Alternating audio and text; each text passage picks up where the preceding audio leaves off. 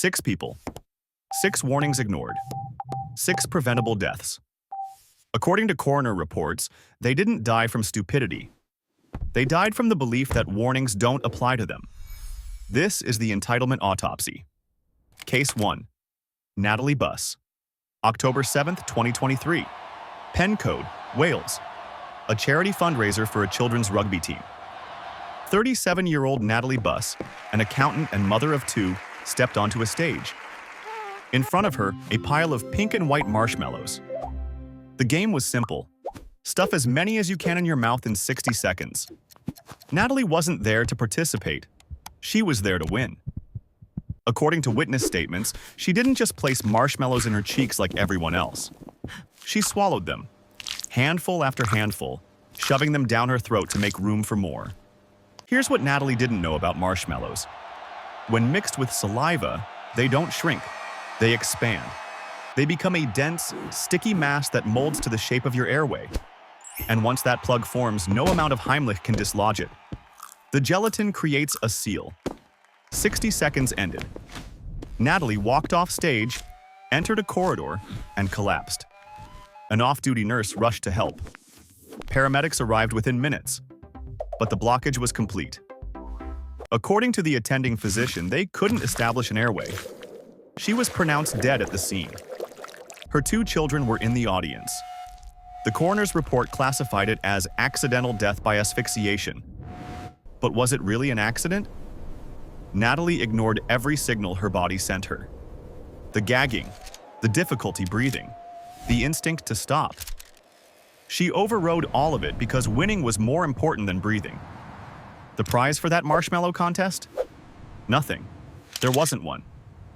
She left 2 children without a mother for a game with no reward. That's not stupidity. That's competitive entitlement. The belief that the rules of biology don't apply when you're determined to be first. But competitive ego isn't the only killer. Case 2. Sandra Macedo. October 12, 2018. 10:47 a.m. Panama City, Panama. 44-year-old Sandra Macedo stood on the balcony of floor 27 of the Luxor Tower, 230 feet above the street. Sandra was a physical education teacher from Avis, Portugal, a mother of 2. She'd recently moved to Panama for work. That morning, she wanted a photo. Construction workers on a nearby building saw her first. She was sitting on the balcony railing, not beside it, on it, holding a selfie stick, leaning backward toward a 200-foot drop. They started screaming. According to witnesses, they shouted for nearly a minute, waving their arms, pointing at her. But Sandra either couldn't hear them over the wind, or she heard them and didn't care. The photo was more important. She adjusted her angle, leaned back a little further. And then a gust of wind did what gravity had been waiting to do. 1 wobble, 1 second of imbalance, and then the fall. Someone on the construction site filmed the entire thing. In the video, you can hear a worker say, "She's mad, there she goes, she's fallen."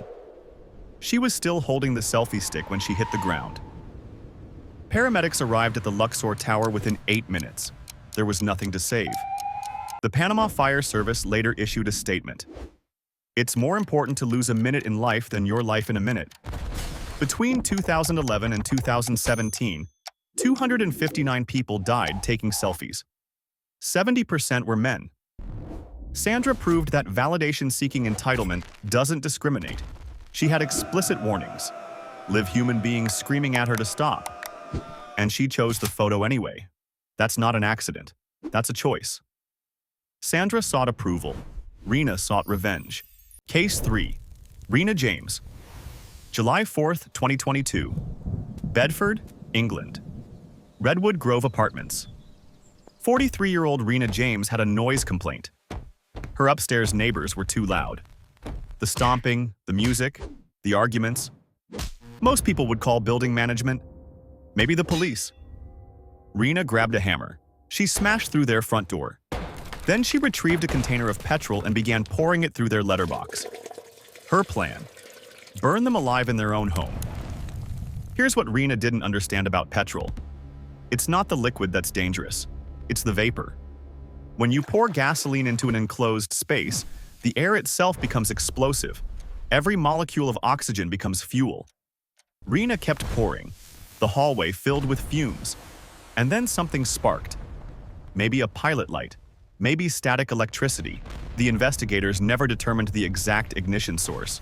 What they did determine: the explosion destroyed multiple apartments. 3 people were hospitalized, 2 residents and 1 firefighter. Reena James was killed instantly by blast trauma.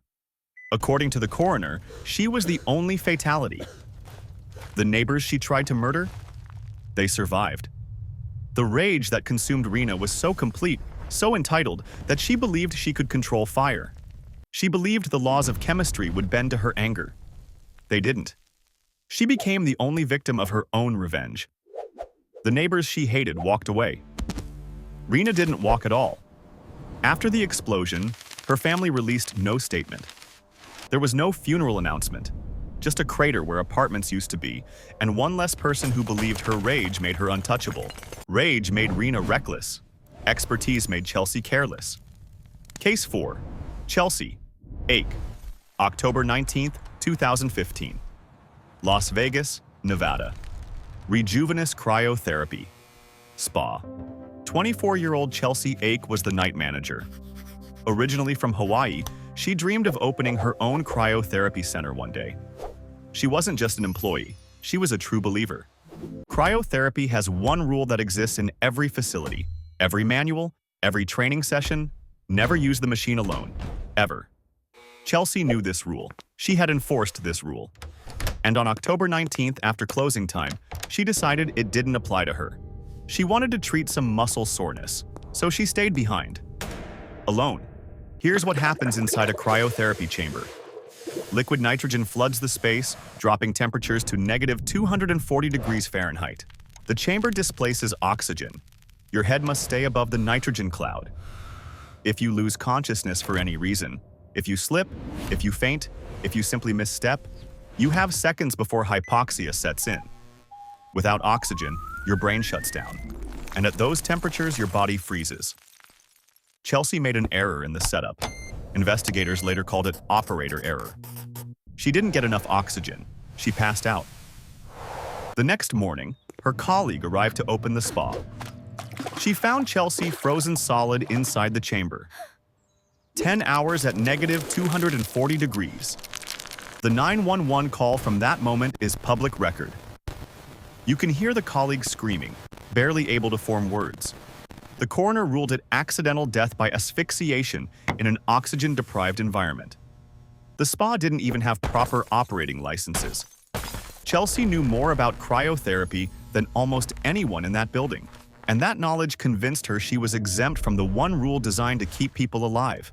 Expertise doesn't grant immunity. It grants responsibility. She had neither. Chelsea was 24 and overconfident. Anna was 18 and invincible. Case 5. Anna Ursu, May, 2015. Iași, Romania. A railway yard near the central station. 18-year-old Anna Ursu and her 17-year-old friend wanted the ultimate Facebook photo. They chose a parked locomotive. A passerby on the platform saw them climb onto the train's roof. He started shouting immediately. His warning was specific. Stay low, keep your head down, stay away from the cables above you. Anna didn't listen. She was focused on the shot. Here's what Anna didn't understand about high-voltage power lines. The cables above trains carry 27,000 volts. For comparison, a wall outlet carries 120. But the danger isn't just contact. At 27,000 volts, electricity arcs. It jumps through air. You don't have to touch the cable. You just have to get close enough for the current to reach you. Anna lay down on the roof of the train. She kicked her leg up into the air for the pose. She got too close. Witnesses described what happened next as a fireball. The arc of electricity shot through her body instantly.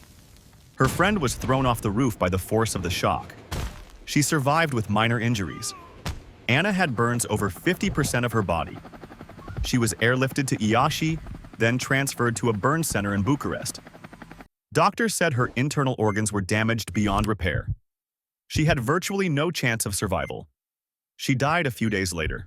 Her friend later told investigators they just wanted the ultimate selfie. They didn't realize the power lines were dangerous. A stranger screamed a warning. Anna heard it. Anna ignored it. 27,000 volts for a Facebook photo. Because at 18, you're invincible. Until you're not. Anna ignored strangers' warnings. Catherine ignored warnings meant to save lives. Case 6. Catherine Chappell. June 1st, 2015. Lion Park, Gauteng Province, South Africa. 29-year-old Catherine Chappell was an Emmy Award-winning visual effects editor. She worked on Game of Thrones. She was from Rye, New York, and had traveled to South Africa on a volunteer mission with Wildlife Act. Her goal: protect rhinos, cheetahs, and African wild dogs from poachers. She wanted to set up camera traps. She had just launched a GoFundMe to raise money for conservation. Catherine Chappell genuinely cared about animals. That's what makes this death the most tragic of all. Lion Park has one rule. It's on signs at the entrance. It's printed on the slip they hand you when you drive in. It's announced verbally before every tour. Keep your windows closed. The park had a history. An Australian tourist had been bitten through an open window before. A teenager on a bicycle was attacked by a cheetah. These weren't suggestions. They were survival instructions. Catherine kept her window closed for most of the drive. But at some point, she wanted a better photo. So she rolled it down. Other tourists saw a lioness approaching her vehicle. They honked their horns. They flashed their lights. Catherine kept taking photos. The lioness stopped 3 feet away. She was with her cubs. Then she lunged. There's a photo that exists, taken from another car. It shows the lioness with her paws on the Jeep, her muzzle forcing through the window. Seconds before the attack, the lioness bit Catherine through the throat. She bled out at the scene. The tour guide, 66-year-old Pierre Potgieter, was injured trying to fight the animal off. The lioness wasn't euthanized. She was moved to a non-public area. She was just being a lion. Catherine came to South Africa to protect wildlife. She died because she believed the rules of a lion park didn't apply to someone who loved animals. All she had to do was keep the window closed. Outro: 6 people, 6 warnings, 6 choices to ignore them. Natalie chose winning over breathing. Sandra chose validation over survival. Reena chose revenge over reason. Chelsea chose confidence over caution. Anna chose a photo over physics. Catherine chose a better angle over her life. Entitlement isn't just annoying, it's fatal. Like, if you made it this far, subscribe if you want to see more.